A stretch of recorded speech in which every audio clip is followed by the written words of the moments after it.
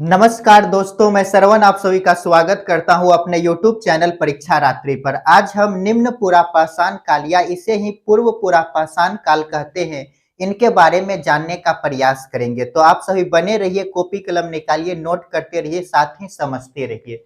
ये निम्न पुरापाषाण काल का यदि समय बोले कहाँ से कहाँ तक है, तो 5 लाख से 50,000। हजार को कैसे लिखते हैं? BC। ठीक। ये जो है कि कोर प्रणाली पर आधारित था। क्या था? कोर प्रणाली पर आधारित। प्रणाली पर आधारित संस्कृति देखे तो चापर चापिंग पेवुल संस्कृति।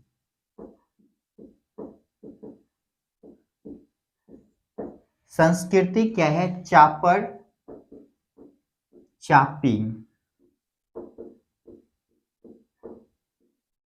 पेवुल संस्कृति।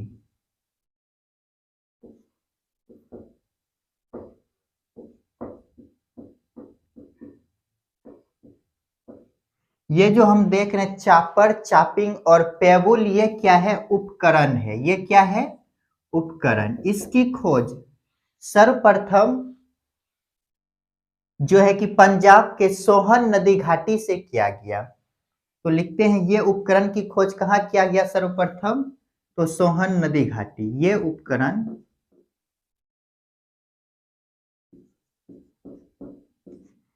सर्वप्रथम पंजाब के सोहन नदी घाटी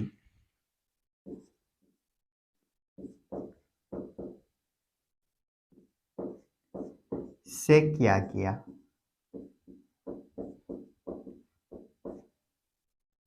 इसलिए इसे क्या कहते हैं? तो सोहन संस्कृति भी कहते हैं। इसलिए इसे क्या कहते हैं? सोहन संस्कृति।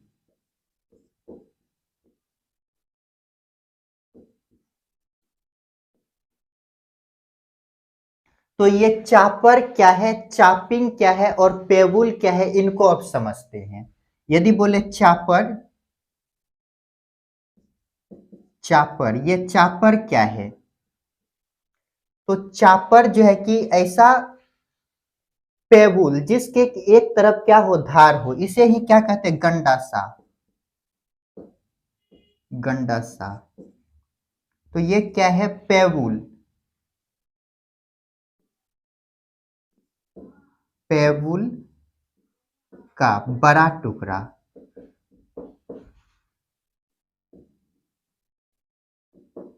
जिसके एक और धार,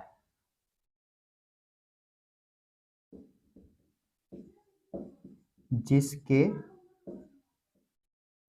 एक और धार। यदि इसको हम देखें फिगर के रूप में तो ऐसा होगा फिगर।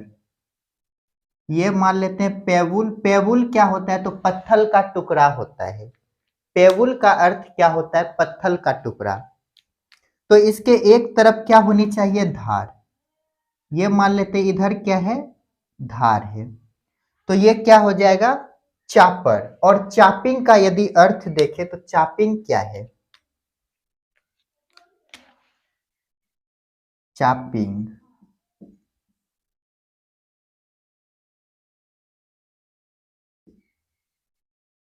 इसको कहा जाता है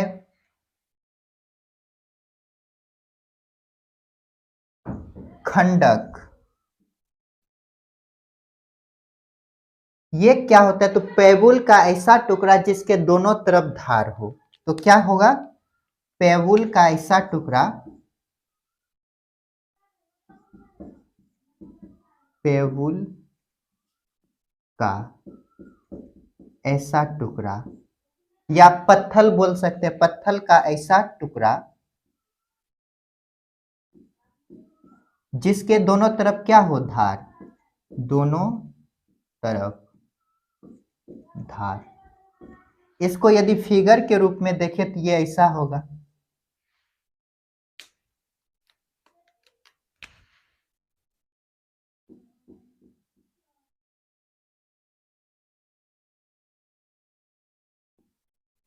और ये पेवुल क्या है?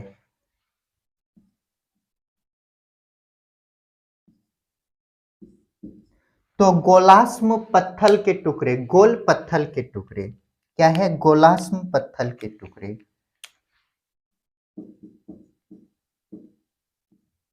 गोलास्म पत्थल के टुकड़े।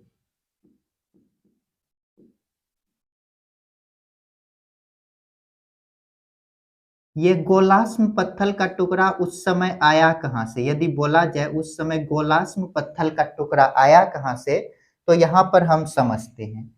मान लेते हैं यह नदी है। क्या है? नदी है, ठीक ना।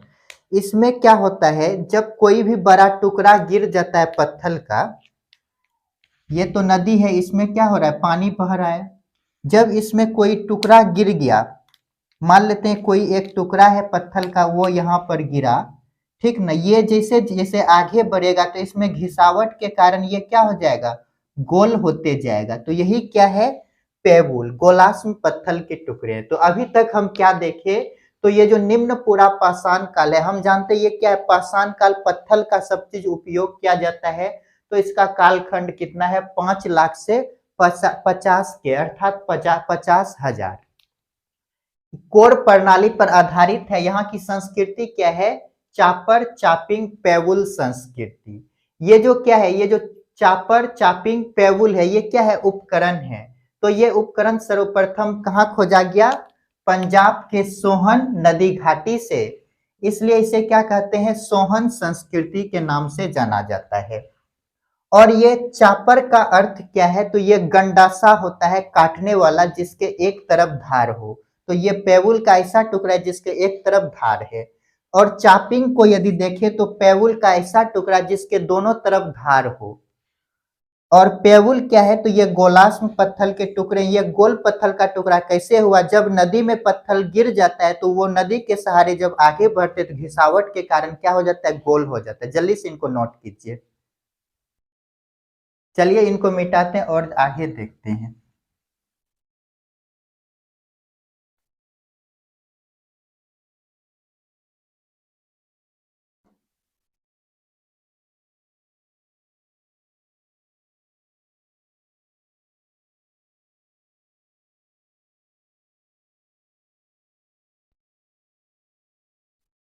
ये जो चापर चापिंग पेवुल संस्कृति है, इसकी खोज खोज यदि देखें तो खोज कब हुआ? 1928 में। 1928 में डी एन वाडिया द्वारा किया गया। डी एन वाडिया द्वारा। ये जो डेट है इसी को हम उल्टा करते हैं थोड़ा, ठीक ना। तो लिखते हैं 1982। ये जो 1982 का समय है, इस समय नर्मदा नदी के तट पर अरुण सोलंकिया द्वारा, अरुण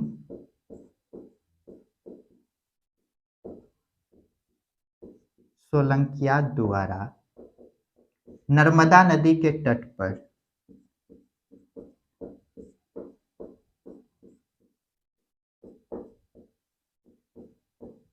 क्या खोजा गया? तो प्राचीनतम प्रागैतिहासिक मानव के खोपड़ी का साक्ष्य।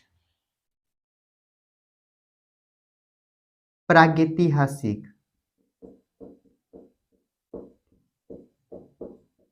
प्रागैतिहासिक मानव के जीवाश्म का प्राचीनतम साक्ष्य। मानव के जीवाश्म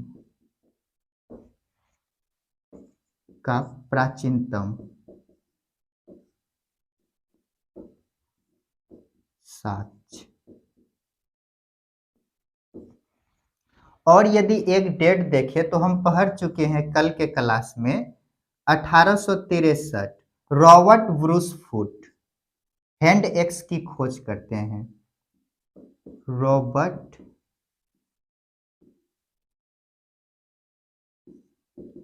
ब्रूस फूट, ब्रश किया दांत टूट गया, फूट गया, टूट फूट गया, ब्रूस फूट। इसके द्वारा क्या किया गया है? हैंड एक्स की खोज, हैंड एक्स की खोज। ये जो हैंड एक्स है आदि मानव द्वारा प्रयोग प्रथम उपकरण है,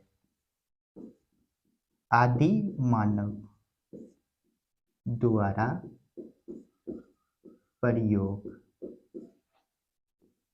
प्रथम उपकरण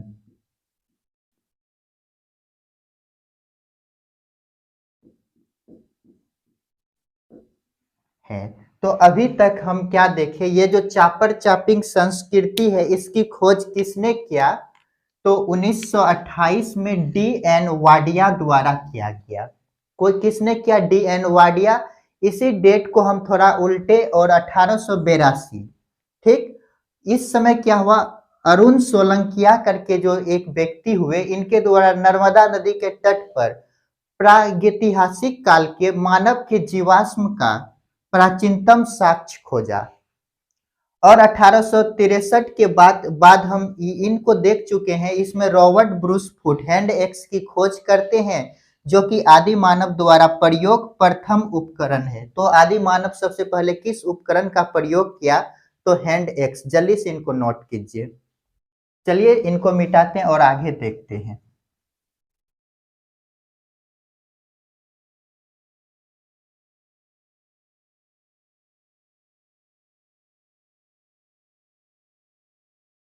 इस काल के बोले प्रमुख उपकरण कौन कौन से थे?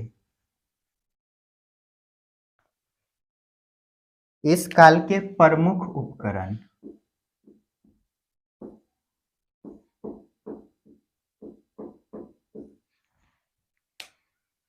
तो पहला है हैंड एक्स,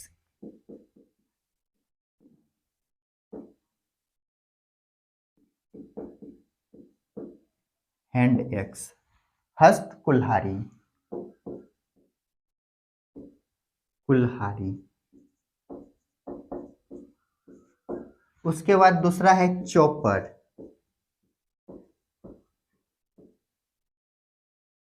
चॉपर क्या है? तो गंडासा।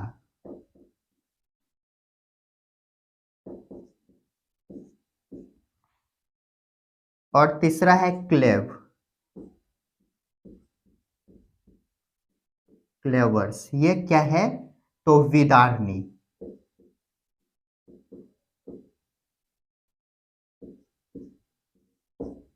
और उत्तर भारत में कहां कहां ये निम्न पुरापाषाण काल के स्थल हैं, तो उनको देखते हैं। उत्तर भारत, नॉर्थ इंडिया में स्थल,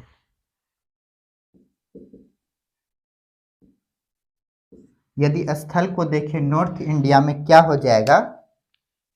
तो पहला लिखते हैं सोहन नदी घाटी, यहां से प्राप्त हुआ है सोहन नदी घाटी।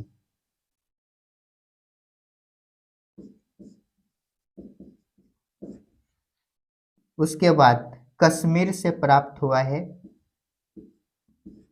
थार का रेगिस्तान से प्राप्त हुआ है, थार का रेगिस्तान। जल्दी से इनको नोट कीजिए। और यदि देखें तो बेलन घाटी, भीमबेटका,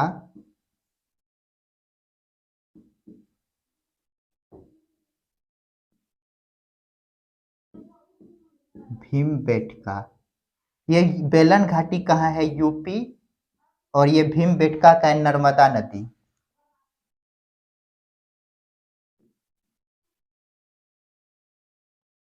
और यदि बोले दक्षिण भारत में कहाँ स्थल प्राप्त हुए हैं? दक्षिण भारत, दक्षिण भारत में स्थल, तो दक्षिण भारत में तमिलनाडु और पलवरम से प्राप्त हुआ है, तमिलनाडु, TN। और पलवरम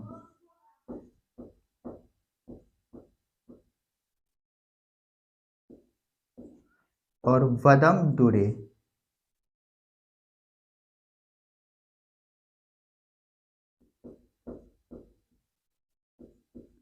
ये 3 स्थान से प्राप्त हुए, जल्दी से इनको नोट कीजिए। तो क्या देखे, प्रमुख उपकरण में हम क्या देखे, तो हैंड एक्स देखे, कुल्हाड़ी खोजा गया है, गंडासा, चोपर और क्लेवर्स विदारनी खोजे गए हैं। और उत्तर भारत में इसके प्रमुख स्थल कहाँ से मिले हैं, सोहन नदी घाटी से, कश्मीर से मिला है, थार के रेगिस्तान से मिला है, बेलन घाटी यूपी से मिले हैं, भीमबेटका नर्मदा घाटी या नदी से मिला है, नर्मदा घाटी लिख लीजिएगा, घाटी से मिला है। और यदि दक्षिण भारत में देखें स्थल, तो तमिलनाडु से, पलवरम से, बदम दुरे से मिला है। जल्दी से इनको नोट कीजिए। तो चलिए इनको मिटाते हैं और समझने का प्रयास करते हैं। इस समय के जो व्यक्ति हैं, क्या उसे कृषि का ज्ञान है? तो इस समय के व्यक्ति को कृषि का ज्ञान नहीं है।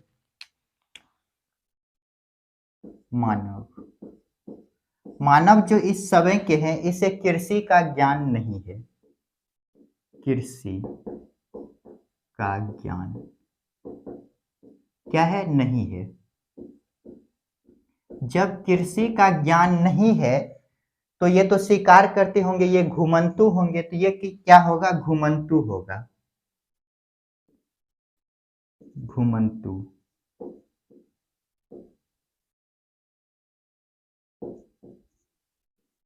तो ये खाद्य उत्पादक नहीं होगा, लेकिन संघनन करता, संघनन इकट्ठा करता होगा, खाद्य संग्राहक।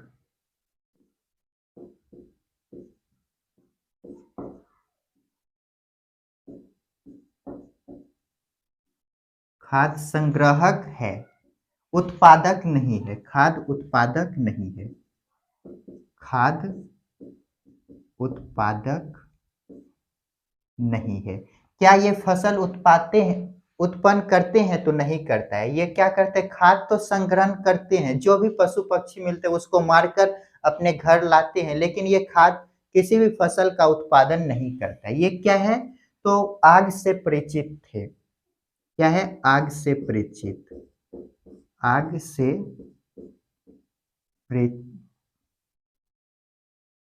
आग से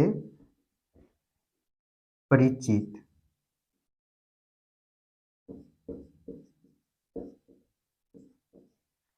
तो क्या देखें हम, इस समय कृषि का ज्ञान नहीं है, और मनुष्य कैसा है, तो घुमंतु अवस्था में है। इसका भोजन ही मूव कर रहा है, तो मनुष्य भी मूव कर रहा है। इसका भोजन है पशु पक्षी जो कि दौड़ता है, तो ये भी दौड़ते हैं।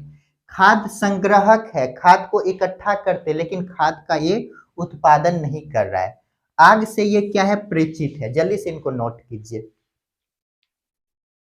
तो दोस्तों आज के लिए इतना ही, मिलते हैं नेक्स्ट क्लास में, जिसमें हम मध्य पुरापाषाण काल के बारे में जानने का प्रयास करेंगे। तो मिलते हैं अगले क्लास में। आप सभी खुश रहिए, पढ़ते रहिए, अपने माता पिता का सम्मान कीजिए। यदि मेरा वीडियो अच्छा लगता है तो आप सभी सब्सक्राइब कीजिए, लाइक कीजिए और शेयर कीजिए। मिलते हैं नेक्स्ट क्लास में।